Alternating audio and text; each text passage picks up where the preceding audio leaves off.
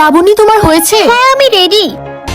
তুমি তুমি এখানে কি করছো? দুঃখিত বোন, আমি ভুল করে এখানে চলে এসেছি। জিহান, তুমি কোথায়? হ্যাঁ দাঁড়াও, আসছি। তুমি এখানে, আমি ভুল করে ওইখানে চলে গেছিলাম। জিয়া, কি হয়েছে? আমি কি বুঝি না নাকি? ওই বদমাইশ ছেলেটা আমাকে দেখার জন্য এখানে ইচ্ছে করে এসেছে। দাঁড়াও, ওকে দেখাচ্ছি মজা। আশ্চর্য, তোমার মতো গরিব মানুষ এখানে কেন এসেছো? আসলে স্যার, আমার বউয়ের জন্য একটা ড্রেস কিনতে এসেছিলাম। আসলে এসব লাক্সারিয়াস দোকান তোমাদের জন্য না। 30% ডিসকাউন্টে এত কম দামি জামা বউকে কিনে দিচ্ছ?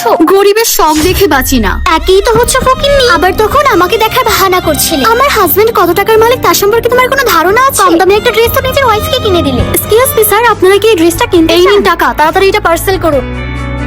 এক্সকিউজ মি স্যার, আপনার কার্ডে তো পর্যাপ্ত টাকা নেই, কিন্তু এই ড্রেসটা তো খুব দামি। ইস, একটা সাধারণ ড্রেস কিনে দেওয়ার মতো টাকা তোমার কাছে সরি নেই। বেবি, তুমি আমাকে ভুল বুঝো না। ছাড় ভিখারি।